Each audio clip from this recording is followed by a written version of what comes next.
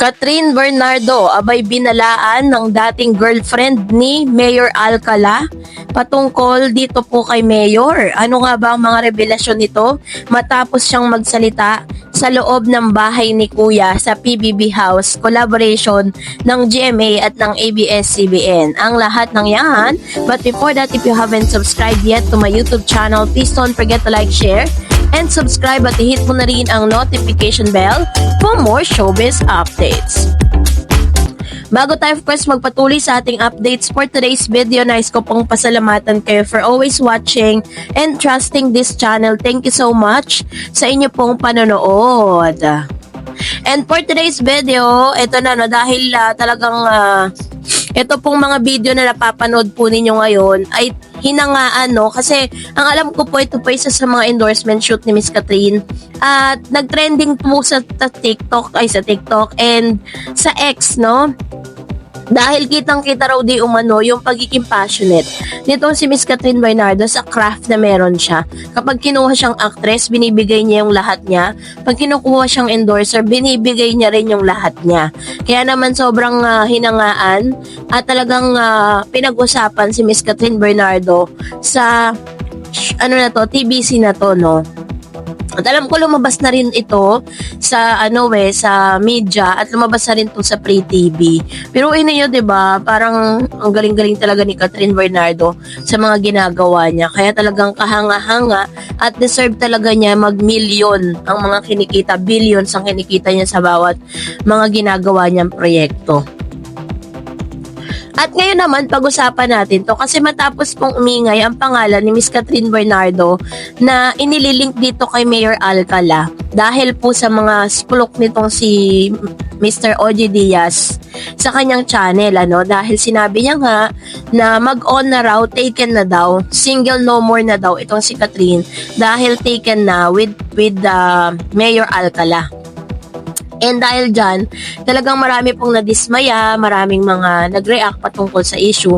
Pero alam nyo po ba na ito pa lang si Ashley Ortega na ngayon ay nalilink naman kay Mabi Legaspi na anak po ni Miss ng mag-asawa kasi twins niya 'di ba sa GMA 7. Na twins niya ang anak po siya ni Carmina Villaruel at ni Mr. yung Soren Legaspi ba yun, if I'm not mistaken. So i-comment niya sa baba kung tama ako o mali. Tapos dahil po dyan is nagsalita, natanong po itong si Miss Ashley dahil may interview portion kasi isa siya sa mga PBB celebrity na pumasok dito po sa PBB House na kolaborasyon ng GMA at ng ABS-CBN. Sa pagpasok ni Ashley Ortega bilang housemate sa PBB Collab Edition, muli na namang lumutang ang issue tungkol sa ex nitong politiko. At ang tinutukoy nilang politiko ay walang iba kundi si Mayor Mark Alcala. Pagtatapat niya, eto pinaka talaga to, splok talaga to, talagang kaya sabi ng mga netizen nung nagsalita siya, binalaan nila si Miss Catherine Pinagtapat niya, masakit daw ang naging hiwalayan nila ng kanyang dating boyfriend dahil iniwan siya nito when she was her lowest, broke and homeless. Sabi niya, 3 taon na nagsasarili ang actress dahil hindi na sila nag-uusap ng kanyang ina. Bagamat mutual daw naman ang kanilang naging paghihiwalay, aminado siyang sobrang na-hurt sa nasabing breakup. Hirit pa niya, marami raw siyang natutunan sa kanyang naging karanasan at isa na rito ay mas mahalin ang sarili. Samot-sari ang naging reaksyon ng mga nagmamaldita sa nasabing panayam nang mapag-usapan ito sa isang portal. Katunayan ay binalaan ng mga netizen, itong si Miss Catherine Bernardo na ngayon ay naliling sa nasabing politician. Ito ang ilan sa mga komento ng netizen patungkol sa issue. O Catherine, Inday, lumayo-layo ka na dyan. Sabi ni Catherine Bernardo, panoorin mo to girl para may masmasan ka din. If totoo man ang chismis. Catherine, sayang, bagay pa naman kayo ni Alden. So, ganun po yung reaksyon ng ilang mga netizen. Actually po, kapag po pinag-aralan nyo yung mga naging past relationship ni Mayor, hindi talaga naging ganun ka-successful kasi parang feeling ko lang is magaling siyang Mayor, yes, pero pag when it comes to relationship, parang hindi nagiging successful. Maaaring siguro dahil mas nagfo-focus si Mayor dun po sa kanyang bayan, 'di ba? Kasi nga parang politician siya, parang nane-neglect niya yung karelasyon niya. Kaya naman sabi ng mga netizen, kung totoo man daw yung chika, sana ay magising na itong si Miss Catherine Bernardo. Sana po mag-isip si Catherine kung sino ba talaga ang pipiliin niya.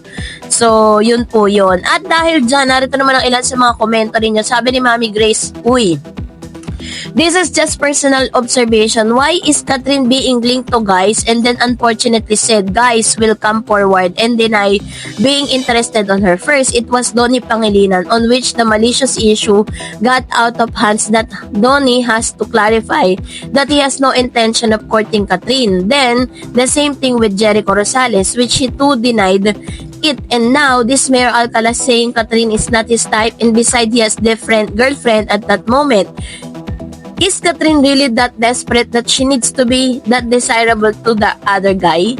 The way this issue being treated made her friendship with these guys created a gap between them. That makes her a loser in the end. Sorry, but that's how look at it. Ayan. So, nasabi po dito ni Mami, may katwiran si Mami Grace, diba? Kung dun po sa issue kay Donnie, mabilis pong na solusyonan kay Jericho Rosales, dininay niya.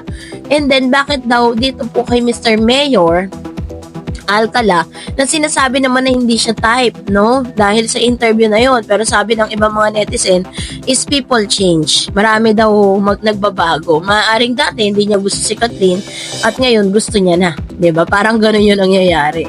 And parang si Catherine pa rin talaga ang talo in the end. Sabi ni Miss Agnes, hindi naman pala why hindi niya sinagot ang straightforward si OG Diaz no nag-PM si OG sa kanya.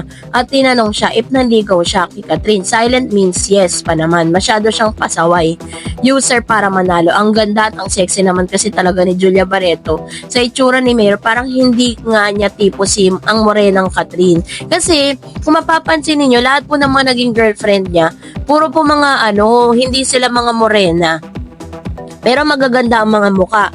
At the same time, magaganda ang pinanggalingang pamilya. Kasi yung mga girlfriend niya talagang nanggaling sa mga exclusive schools na talagang may sinabing school, diba?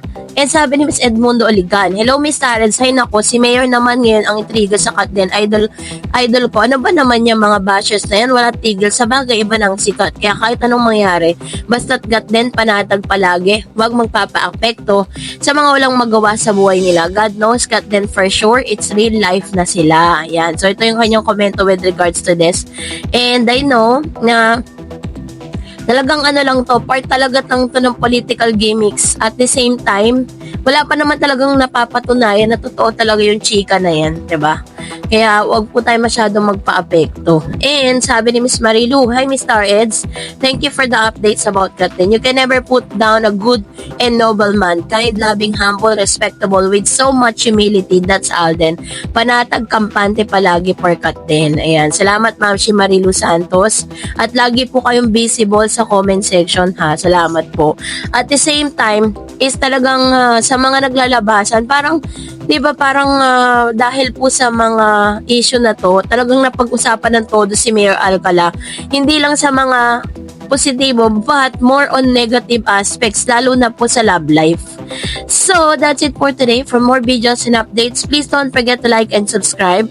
And please don't forget to follow my Facebook page, Dar Eds TV. God bless everyone.